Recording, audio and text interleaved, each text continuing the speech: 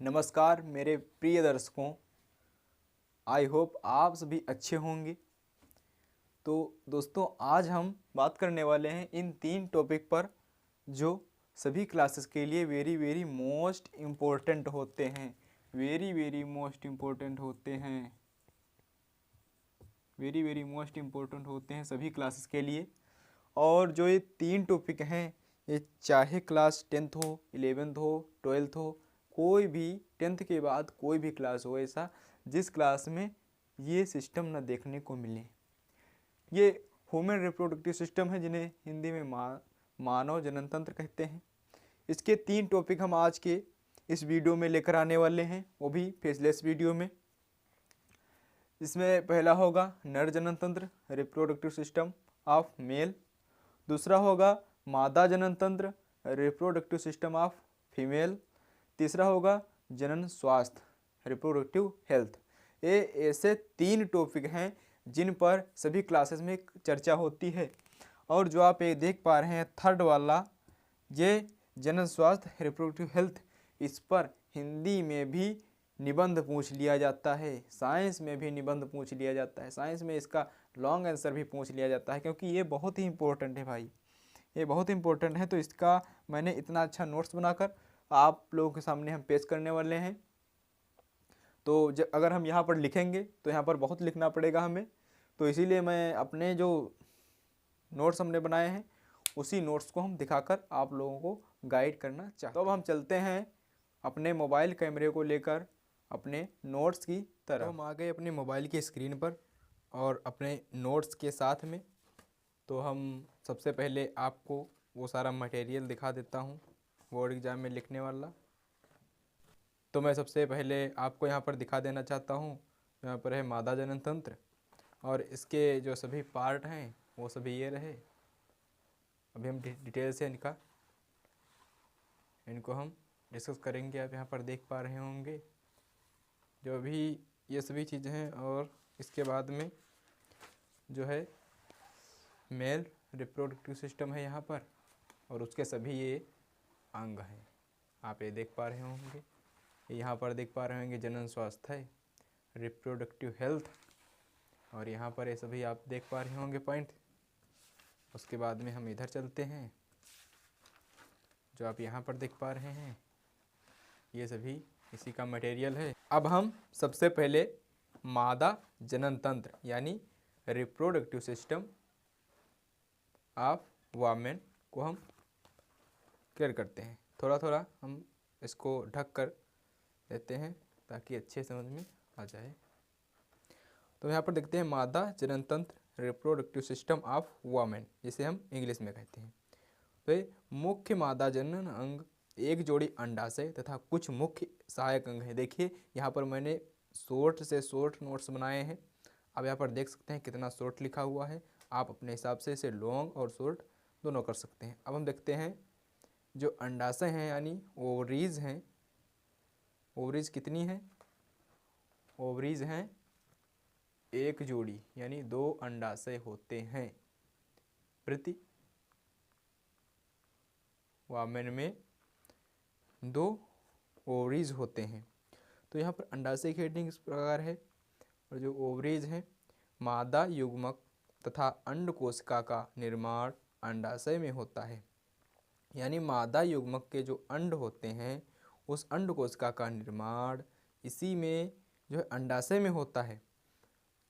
जो गुणसूत्र देखे जाते हैं 46-23 जोड़े, वो यहीं पर बनते हैं। लड़की के जन्म के समय अंडाशय में हजारों अपरिपक्व अंडे होते हैं। यानी जब लड़की का जन्म होता है उसी समय उसके जो है रिप्रोडक्टिव सिस्टम में और उसके ओवरीज में मतलब परिपक्व नहीं होते हैं अंडे, जो है अंड वो अभी अपरिपक्व होते हैं। यौवनारंभ, जैसे जैसे उम्र बढ़ती जाती है, 13 या 11 साल की जब होने लगती है लड़कियां, उसके जो कन्याएं होने लगती हैं, तो यौवनारंभ पर इनमें से कुछ अंड परिपक्व होने लगते हैं। दोनों में से किसी एक अंडाशय द्वारा हर महीने एक अंड परिपक्व उत्पन्न किया जाता है। मतलब एक अंड उसमें से परिपक्व होता है और वो उत्पन्न होता है। अब उसके बाद में हमारा जो और पार्ट है तो अंडवाहिका है, जो जिसे हम इंग्लिश में कहते हैं फैलोपियन ट्यूब, जो अब हम इसे डिटेल से पढ़ते हैं। यह पाइप अंडाशय तथा गर्भाशय से जुड़ी रहती है, यानी जो हम चित्र में अब देख पा रहे हैं, ये जो चित्र में आप देख पा रहे हैं यहाँ पर जो ये पाइप पूरी है, यही पाइप अंडवाहिका कहलाती है, फैलोपियन ट्यूब कहलाती है। यह पाइप अंडाशय तथा गर्भाशय से जुड़ी रहती है। अंडाशय द्वारा उत्पन्न अंड कोशिका को गर्भाशय तक पहुंचाती है, यानी अंडाशय से जो अंड उत्पन्न होते हैं, एक जो उत्पन्न होते हैं, उन्हीं को ये गर्भाशय तक पहुंचाती है। अंड कोशिका तथा शुक्राणु का निषेचन यहाँ पर होता है। अंड कोशिका का और शुक्राणु का जो फीमेल रिप्रोडक्टिव सिस्टम से अंड और मेल रिप्रोडक्टिव सिस्टम से जो शुक्राणु स्पर्म जाते हैं, उनका निषेचन यहीं पर, मिलन यहीं पर होता है, यानी अंडवाहिका में मिलन हो जाता है। उसके बाद में हमारा और एक पार्ट आता है, उसके बाद में वो है ओट्रियस, गर्भाशय यानी ओटियस। अब इसके बाद में इसके क्या हैं कार्य? यह एक थैलीनुमा संरचना होती है। यहाँ पर शिशु का विकास होता है। गर्भाशय ग्रीवा द्वारा योनि में खुलता है। यहाँ पर क्या बताता है? यह एक थैलीनुमा संरचना है, यह एक थैली के नुमा संरचना होती है। यहाँ पर शिशु का विकास होता है, यानी शिशु को पोषण, पालन पोषण यहीं पर मिलता है जब तक वो गर्भाशय में रहता है। गर्भाशय ग्रीवा द्वारा योनि में खुलता है, जैसा आप चित्र में देख पा रहे हैं। यहाँ पर गर्भाशय ग्रीवा द्वारा योनि में खुलता है। अब इसके बाद में कुछ स्थितियाँ आती हैं। अब स्थिति क्या होती हैं उनके बारे में हम, स्थिति नंबर में यह है जब अंड कोशिका का निषेचन होता है। सॉरी, यहाँ पर थोड़ा मिस्टेक है, निषेचन यहाँ पर है।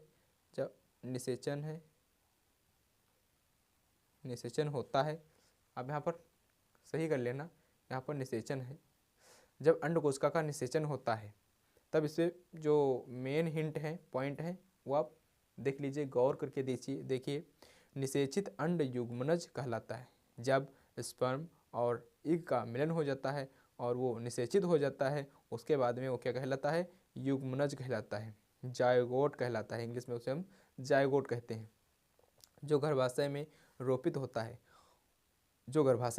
यानी पालन पोषण गर्भाशय में पाता है। गर्भाशय में रोपण के पश्चात युग्मनज में विभाजन व विभेदन होने लगता है तथा भ्रूण का निर्माण होता है। जब युग्मनज बन जाता है तो उसके बाद में कई प्रक्रियाएं चलती रहती हैं, उसमें विभाजन होने लगते हैं और विभेदन होने लगते हैं तथा भ्रूण का निर्माण होता है। उसके बाद में हम देखते हैं प्लेसेंटा। आखिर प्लेसेंटा क्या है? अब हम इसे भी डिटेल से समझेंगे। जब सारी चीज़ें डिटेल से समझते चले आ रहे हैं तो हम इसे भी डिटेल से समझेंगे। प्लेसेंटा यह एक विशिष्ट ऊतक है। देखिए, जो प्लेसेंटा है एक विशिष्ट ऊतक है जिसकी तस्तरीनुमा संरचना गर्भाशय में धसी रहती है। इसका मुख्य कार्य माँ के रक्त से ग्लूकोज, ऑक्सीजन आदि पोषण जो पोषण होते हैं, जो पोषक पदार्थ होते हैं, वो भ्रूण को प्रदान करते हैं, यानी शिशु को उस शिशु को प्रदान कराता है। कौन? प्लेसेंटा द्वारा। यानी हम ऐसे कह सकते हैं कि भ्रूण को प्लेसेंटा द्वारा पोषण मिलता है। और ये पोषण कहाँ से आता है? वो उस बच्चे की माँ के जो है पोषण से मिलता है। भ्रूण द्वारा उत्पादित अपशिष्ट पदार्थों का निपटान होता है, यानी भ्रूण द्वारा जो उत्पाद जो है भ्रूण अपशिष्ट पदार्थ, यानी जो भी पदार्थ छोड़ता है उत्सर्जन, यानी टॉयलेट और लेट्रिन वगैरह, वो भी उसी में जो प्लेसेंटा द्वारा बाहर निकलता है। अब हमारे पास कुछ और हैं पॉइंट। अब उन पॉइंट को हम धीरे धीरे आहिस्ता आहिस्ता क्लियर करेंगे। अब उसके बाद में हमारे पास आता है क्या? ये अंड के निषेचन से लेकर शिशु के जन्म तक के समय को गर्भकाल कहते हैं, यानी अंड का निषेचन हो गया, उसके बाद में जब बच्चे का जन्म हुआ तब उसी के बीच के समय को हम गर्भकाल कहते हैं। इसकी अवधि लगभग 9 महीने होती है। अब स्थिति 2 है। अब स्थिति 2 क्या कह रही है भाई? एक स्थिति यहाँ तक हो गई कि हाँ, जब अंड का निषेचन होता है तब क्या क्या होता है। अब उसके बाद में दूसरी स्थिति यह कह रही है, जब अंड का निषेचन नहीं होता है, यानी जब अंड का निषेचन नहीं हो पाता है किसी कारणवश, तब क्या होता है। तब पहली पॉइंट यहाँ पर है, हर महीने गर्भाशय खुद को निषेचित अंड को प्राप्त करने के लिए तैयार करता है। यानी हर महीने गर्भाशय खुद को निषेचित करने के लिए, यानी बच्चे का जन्म देने के लिए अंड को प्राप्त करता है। अंड गर्भाशय तक आता है और फिर क्या होता है, गर्भाशय की भित्ति मांसल एवं स्पॉन्जी हो जाती हैं। यह भ्रूण के लिए जरूरी है। यानी गर्भाशय की भित्ति मांसल यानी बढ़िया हो जाती हैं और स्पॉन्जी हो जाते हैं, यानी पोषण युक्त हो जाती हैं। यह भ्रूण के विकास के लिए जरूरी है, या भ्रूण के विकास के लिए जरूरी है। अब फिर हमारे पास यहाँ पर आता है, यदि निषेचन नहीं होता है तो इस भित्ति की आवश्यकता नहीं रहती। यदि अगर निषेचन नहीं होगा तो, अगर निषेचन होगा ही नहीं तो भ्रूण का निर्माण ही नहीं होगा। अगर भ्रूण का निर्माण नहीं होगा तो ये जो विकास है, जो पोषण मिलेगा, ये कौन पोषण रखेगा भाई? जब इंसान ही नहीं रहेगा तो क्या पोषण रखेगा। यदि निषेचन नहीं होता है तो इस भित्ति की आवश्यकता नहीं होती है, अतः यह परत धीरे धीरे टूटकर योनि मार्ग से रक्त एवं म्यूकस के रूप में बाहर निकलती है।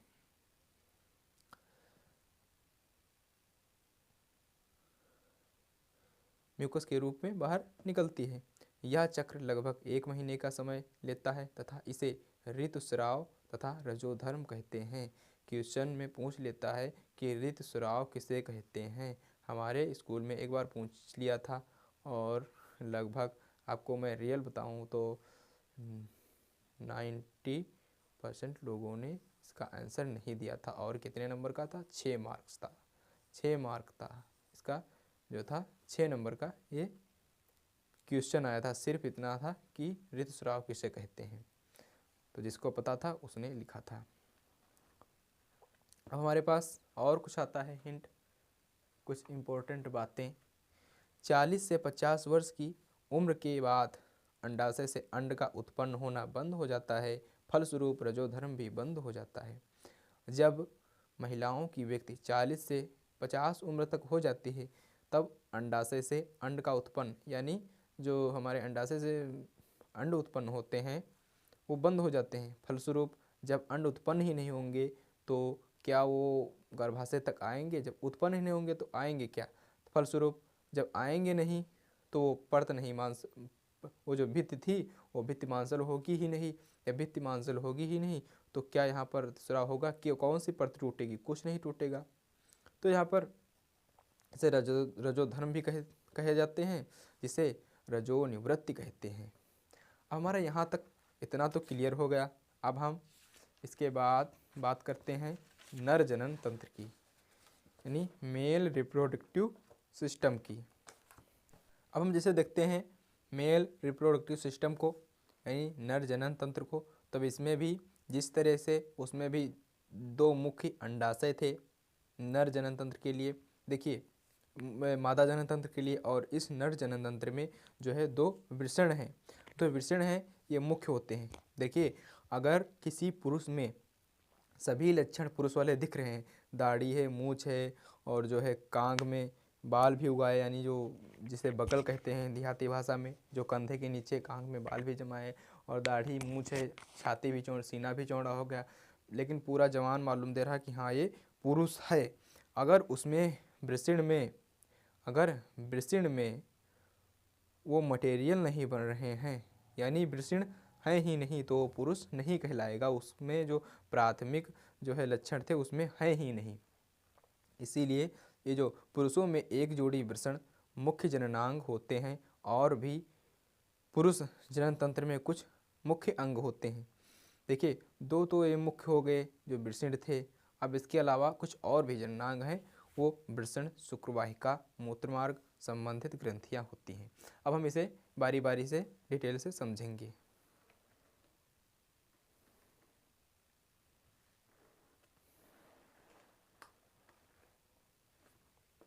अब हमारे पास आता है वृषण, टेस्टिकल्स जिसे इंग्लिश में कहते हैं। वृषण उदर गुहा के बाहर वृषण कोश में उपस्थित होते हैं। वृषण कोश तापमान में तापमान तुलनात्मक रूप से कम होता है। यानी जो वृषण कोश में तापमान जो है तुलनात्मक रूप से कम होता है, जो शुक्राणु बनाने के लिए आवश्यक है। अगर वृषण में तापमान बहुत अधिक होगा तो शुक्राणु बनेंगे ही नहीं। जब शुक्राणु बनेंगे ही नहीं तो क्या पुरुष कहलाएगा भाई, वो तो फिर देहात भाषा में जो उसे कहते हैं ना हिजड़ा, वो कहलाएगा थर्ड वाला। तो उसमें तापमान तुलनात्मक रूप से कम होता है, जो शुक्राणु बनाने के लिए आवश्यक होता है। अब दूसरा नर युग्मक है, जो है शुक्राणु नर युग्मक। नर युग्मक यहाँ पर बनते हैं, यानी वृषण में ही नर युग्मक यानी शुक्राणु का निर्माण होता है। वृषण ग्रंथियाँ जो है, जो दो वृषण ग्रंथियाँ होती हैं, उनकी थैलीनुमा संरचना होती है, जो है टेस्टोस्टेरॉन हार्मोन उत्पन्न करती हैं। भैया ये हार्मोन जो होता है, ये हार्मोन बहुत ही महत्वपूर्ण होता है पुरुष को बच्चे पैदा करने के लिए, यानी उसे पिता बनने के लिए हार्मोन बहुत ही कार्य करता है। अब ये जो टेस्टोस्टेरॉन हार्मोन है, अब इसके हम कार्य भी देखेंगे किसके, अगर ये इम्पोर्टेंट है तो इसके कार्य क्या हैं। शुक्राणु उत्पादन का नियंत्रण, यानी ये कंट्रोल करता है कि हाँ जो हार्मोन है ये शुक्राणु उत्पादन का नियंत्रण करता है, यानी कितने शुक्राणु होंगे, कितने शुक्राणु नहीं होंगे बनेंगे, कितने नहीं बनेंगे, तो ये नियंत्रण करता है कौन, टेस्टोस्टेरॉन हार्मोन। दूसरा क्या है, लड़कों में यौनावस्था परिवर्तन दिखाता है, यानी जब लड़के थोड़ा है ना, जब 12-13 उम्र की में चले जाते हैं तब ये यौनावस्था दिखाता है। और उसके बाद में अगर मान लो 11 वर्ष का लड़का हो गया है और 13 वर्ष के बाद या बीच में उसमें जो है इच्छाएं जागृत होने लगती हैं, इसी हार्मोन के कारण जो टेस्टोस्टेरॉन हार्मोन है। और इसी कारण से जो है दाढ़ी के और मूँछों के बाल जो है उगने लगते हैं। अब हम देखते हैं शुक्रवाहिनी, यानी डक्ट्स, ट्यूब कहो या डिफरेंस कहो, तो जो है हमारी शुक्रवाहिका या शुक्रवाहिनी, अब इसे हम भी पढ़ते हैं। ये शुक्राणुओं को वृषण से शिश्न तक पहुंचाती है, यानी इसका काम यही है, जिस तरह से अंडवाहिनी में था अंड को गर्भाशय तक पहुंचाना, इसी प्रकार इसका भी कार्य है कि शुक्राणुओं को शिश्न तक पहुंचाती है। कौन, शुक्रवाहिनी नली, जो डक्ट्स ट्यूब है। अब फिर आता है हमारे पास, इसका कार्य बस इतना ही है कि ये इतना कार्य कर देती है। अब हमारे पास आता है मूत्र मार्ग, यानी यूरिनरी ट्रैक्ट्स। अब यह मूत्र और वीर्य स्मैन, वीर्य और मूत्र और वीर्य दोनों के बाहर जाने का मार्ग, बाहरी आवरण के साथ इसे शिश्न कहते हैं।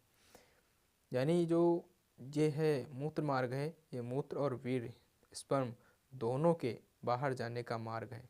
इसके स्थान से, इसके मार्ग से, इसके रास्ते से जो वीर्य और मूत्र दोनों बाहर निकल पाते हैं। और इसको बाहरी आवरण के साथ जो है, जो मांसपेशियाँ और जो भी हैं उसे हम शिश्न कहेंगे, उसके पूरे स्ट्रक्चर को। अब हमारे पास आता है संबंधित ग्रंथियाँ, जो है संबंधित ग्रंथियाँ हमारे पास हैं। मेल रिप्रोडक्टिव सिस्टम में जो संबंधित ग्रंथियाँ हैं वो इस प्रकार के हैं। शुक्राशय ग्रंथि तथा प्रोस्टेट ग्रंथि अपने स्राव को शुक्रवाहिनी में डालते हैं। यानी शुक्राशय ग्रंथि एक होती है जो शुक्राणु उत्पन्न करती है, और प्रोस्टेट ग्रंथि होती है वो भी अपना कुछ स्राव पोषण उत्पन्न करती है और वो शुक्रवाहिनी में डालते हैं। यानी जो शुक्रवाहिनी नली होती है उसमें डालते हैं, तत्पश्चात वो वीर्य के माध्यम से बाहर निकलता है। शुक्राणु तरल माध्यम में आ जाते हैं, यह माध्यम उन्हें पोषण प्रदान करता है। इसके स्थानांतरण में सहायता करता है।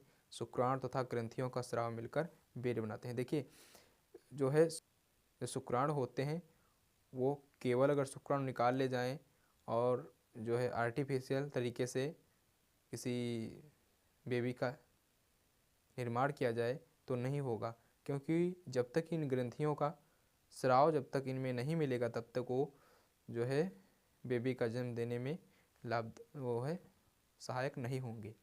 अब हम बढ़ जाते हैं जनन स्वास्थ्य की तरफ, जिस पर पता नहीं कितने बार वो निबंध पूछा गया है और ये पता नहीं कितने बार एग्ज़ाम में आया भी है। ये किसी न किसी वर्ष 2 या 3 नंबर में का ऑब्जेक्टिव पूछ लेता है। कोई भी बोर्ड हो, यूपी बोर्ड हो या कोई भी बोर्ड हो, बिहार बोर्ड हो या फिर कोई भी मान लो कोई भी बोर्ड है, क्लास 12th है या 10th है, CBSE एग्ज़ाम है या नीट है, कोई भी एग्ज़ाम है उसमें ये ज़रूर भाई पूछा जाता है, क्योंकि ह्यूमन के बारे में है, मानव के बारे में सभी जानकारियाँ देनी है। अब इसमें हमारे पास आता है जनन स्वास्थ्य, रिप्रोडक्टिव हेल्थ। अब इसमें क्या क्या है? जनन स्वास्थ्य का अर्थ है जनन से संबंधित सभी आयाम, जैसे शारीरिक स्वास्थ्य, मानसिक और सामाजिक एवं व्यवहारिक रूप से स्वस्थ होना। यानी जनन स्वास्थ्य है कि आप शारीरिक रूप से स्वस्थ हों, मानसिक रूप से भी स्वस्थ हों, और मानसिक रूप से क्या कि कहीं पर किसी लैला को देखते और मंजनू पीछे पीछे चल देते, इस प्रकार से जो मानसिक होता है स्वास्थ्य, ये स्वास्थ्य होता है। सामाजिक, क्योंकि समाज में हमें देखकर चलना होता है कि हमें किससे कैसे बात करनी चाहिए।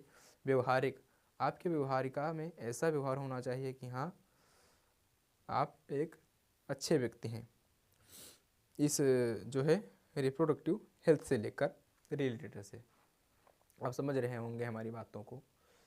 उसके बाद में हमारे पास आता है रोगों का लैंगिक संचरण। अब रोगों का लैंगिक संचरण है, इसमें STDs देखने को मिलता है। और जो ये मैंने यहाँ पर सेक्सुअल, जो यहाँ पर ट्रांसमिशन ऑफ डाइजेस्ट लिखा है, ये मैंने गूगल से सर्च करके पूरा फुल फॉर्म मंगाया है, क्योंकि ये बुक में मिल नहीं रहा था, तो इसलिए मैंने गूगल का सहारा लिया और उससे मैंने यहाँ पर दिया आप लोगों को। क्योंकि ये जो STDs है ये कंफ्यूज करता है सभी लोगों को, इसीलिए मैंने यहाँ पर इसे लिख दिया है। अनेक रोगों का लैंगिक संचरण भी हो सकता है, यानी ये रिप्रोडक्टिव सिस्टम से लेकर के अब अनेक रोगों का लैंगिक संचरण भी हो सकता है, यानी रोग भी हो सकते हैं, डाइजेस्ट भी हो सकते हैं।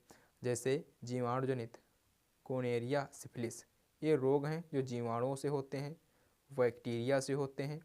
और जो विषाणुजनित हैं, जो संक्रमण होते हैं ना, जो विषाणु होते हैं वायरस से होते हैं, ये मस्सा या HIV एड्स होते हैं, ये रोग होते हैं। कंडोम का उपयोग कर इन रोगों का संचरण कुछ सीमा तक रोकना संभव है, यानी इसका प्रयोग करके इन रोगों को कुछ सीमा तक रोका जा सकता है। पूर्ण रूप से इन रोगों को नहीं रोका जा सकता है, कुछ सीमा तक रोकना संभव है। अब हमारे पास कुछ पॉइंट आते हैं। अब हमारे पास आता है गर्भरोधन, यानी कंट्रोसेप्शन। अब ये क्या है? गर्भधारण को रोकना गर्भरोधन कहलाता है। यानी कोई महिला गर्भधारण होती है, उसके बाद में उसे पहले रोग ही दिया जाता है, वो गर्भधारण नहीं कर पाती है, उसे हम गर्भरोधन कहते हैं। गर्भरोधन के प्रकार, टाइप ऑफ कंट्रीफेशन, यांत्रिक अवरोध, शुक्राणु को अंडवाहिका तक नहीं पहुंचने दिया जाता, यानी शुक्राणु को अंडवाहिका तक पहुंचने ही नहीं दिया जाता है, तब उसका निषेचन होगा ही नहीं। जब निषेचन होगा ही नहीं तो बेबी का जन्म होगा ही नहीं। उसके बाद में उदाहरण, सेशन को ढकने वाले कंडोम, यौन में रखे जाने वाले सर्वाइकल कैप, जो है फीमेल की जो है जो योनि होती है उसमें सर्वाइकल कैप तरीके से रख दिए जाते हैं, और जो है स्पर्म अंदर नहीं जा पाते हैं, अंड कोशिका तक नहीं पहुंच पाते हैं, तब उनका निषेचन ही नहीं होता है और जन्म नहीं दे पाते हैं, बेबी का जन्म नहीं होता है। उसके बाद में हमारे पास आता है रासायनिक तकनीक। अब रासायनिक तकनीक क्या है? मादा में अंड को ना बनने देना, इसके लिए दवाइयाँ ली जाती हैं जो हार्मोन के संतुलन को परिवर्तित कर देता है। यानी मादा में अंड ना बनने के लिए कुछ दवाइयाँ चलती हैं, उन दवाइयों को वो है ग्रहण करती हैं। उसके बाद में क्या होता है, हार्मोन के संतुलन को परिवर्तित कर देती हैं। वो दवाइयाँ ऐसी होती हैं जो हार्मोन को परिवर्तित कर देती हैं, जो फीमेल रिप्रोडक्टिव जो हार्मोन स्रावित होते हैं उनको संतुलन को परिवर्तित कर देती हैं। इसके अन्य प्रभाव यानी विपरीत प्रभाव भी हो सकते हैं। ये दवाइयाँ लाभदायक नहीं हो सकती, पूर्ण रूप से इनके विपरीत प्रभाव भी हो सकते हैं।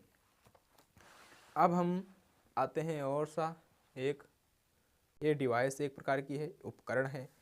लूप या कॉपर टी को गर्भाशय में स्थापित किया जाता है जिससे गर्भधारण नहीं होता। जैसा आप चित्र में देख पा रहे हैं कि एक कॉपर टी इस प्रकार की होती है और ये गर्भाशय में स्थापित की जाती है और ये दोनों अंडवाहिनियों को अवरुद्ध कर देती है और फिर जो रिप्रोडक्शन होता है उसमें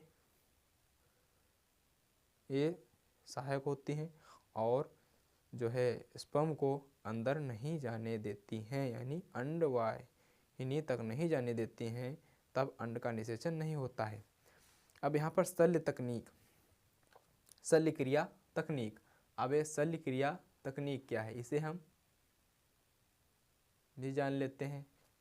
अब शल्य क्रिया तकनीक जो है ये नसबंदी पहली हिंट हमारे पास आती है। उसके बाद में पुरुषों में शुक्रवाहिकाओं को रोककर उसमें से शुक्राणुओं के स्थानांतरण को रोकना, यानी जो शुक्रवाहिनी होती है उनको काट करके बीच से काट दिया और एक सिरा मोड़कर जो ऐसे सिरा मोड़कर और उसी जो है शुक्रवाहिनी में लाकर और उसे एक धागे से बांध देते हैं। और जो फीमेल में होता है उसमें भी ऐसा ही होता है, जो अंडवाहिनी होती है उसको काट कर बांध देते हैं। इस तरीके से नसबंदी हो जाती है, रोककर उसमें से शुक्राणुओं के स्थानांतरण को रोकना होता है, शुक्राणु निकल नहीं पाते हैं। ट्यूबेक्टोमी, महिलाओं में अंडवाहिनी को अवरुद्ध कर अंड के स्थानांतरण को रोकना, यानी महिलाओं में जो ये कहलाता है ट्यूबेक्टोमी जो कहलाता है, ये शल्य क्रिया तकनीक है ट्यूबेक्टोमी। और इसमें जो अंडवाहिनी को काट कर जो है उसे धागे से बांध दिया जाता है, ऑपरेशन किया जाता है और इस प्रकार से ये क्रियाएं होती हैं। अब हमारे पास आता है भ्रूण हत्या, जो बहुत ही गलत विचार होते हैं वो लोग ये सब करते हैं, भ्रूण की हत्या कर देते हैं। मादा भ्रूण को गर्भाशय में ही मार देना भ्रूण हत्या कहलाता है। एक स्वस्थ समाज के लिए संतुलित लिंग अनुपात आवश्यक है। यह तभी संभव होगा जब लोगों में जागरूकता फैलाई जाएगी। वह भ्रूण हत्या या भ्रूण लिंग निर्धारण जैसी घटनाओं को रोकना होगा। यानी मादा भ्रूण को गर्भाशय में ही मार देना भ्रूण हत्या कहलाता है। एक स्वास्थ्य समाज के लिए, यानी एक स्वास्थ्य समाज के लिए संतुलित लिंग, यानी कोई चाहता कि हमारे घर में लड़की का जन्म हो, कोई चाहता है हमारे घर में लड़की का जन्म हो, तो जो है चोरी से डॉक्टरों से उसकी जांच करवा लेते हैं। फ़िलहाल में नहीं करते हैं ऐसा लोग, लेकिन जो बहुत ही चाहने वाले होते हैं कि हाँ हमारे घर में लड़की का या लड़का का जन्म होना चाहिए, वो इतना पैसा खर्च करके करवाते हैं। क्योंकि गांव देहात के लोग ऐसा नहीं कर पाते, क्योंकि उनके पास में इतना पैसा नहीं होता, इतने साधन नहीं होते और इतने जागरूक नहीं होते हैं। तो ऐसा नहीं करना चाहिए भाई, ये जो है पैसे लगाकर इतना सब करते हैं। अनुपात आवश्यक है, यह तभी संभव होगा जब लोगों में जागरूकता फैलाई जाएगी। यानी जब जैसे मान लो किसी को लड़के चाहिए, अगर लड़के सभी के होंगे तो लड़कियां कहाँ से आएंगी, अगर लड़कियां नहीं आएंगी तो आगे की जो पीढ़ी दर पीढ़ी कैसे बढ़ेगी। तो यही इसमें बताया जाता है, जागरूकता फैलाई जाएगी, वह भ्रूण हत्या तथा भ्रूण लिंग निर्धारण जैसी घटनाओं को रोकना होगा। यानी ये सभी घटनाएं रोकनी होंगी, तभी ये सब संभव हो पाएगा और तभी एक लिंग अनुपात जो है यहाँ पर क्या दिख रहा है, संतुलित लिंग अनुपात आवश्यक होगा।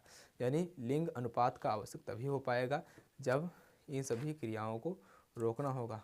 तो हमने यहाँ तक इतना क्लियर कर लिया, जनन स्वास्थ्य है। और यहाँ पर आपने देख लिया, स्थितियाँ देख ली, मादा जनन तंत्र देख लिया और पुरुष जनन तंत्र देख लिया। यहाँ पर पुरुष जनन तंत्र देख लिया, मेल रिप्रोडक्टिव सिस्टम देख लिया। अब हमारा सब डन हुआ। अब हम आपको एक अच्छी सी बात बताना चाहते हैं कि आप यहाँ से अब क्लियर कर पा रहे हैं, यहाँ से आपने नहीं नोट्स लिखा है कुछ भी, तो आप जाइए डिस्क्रिप्शन में और टेलीग्राम चैनल है, वहाँ पर लिखा होगा माई टेलीग्राम चैनल, और उस पर क्लिक कर दीजिए और वहाँ से आप जितना भी यहाँ से मैंने पढ़ाया वो सारा नोट्स वहाँ पर आपको मिल जाएगा।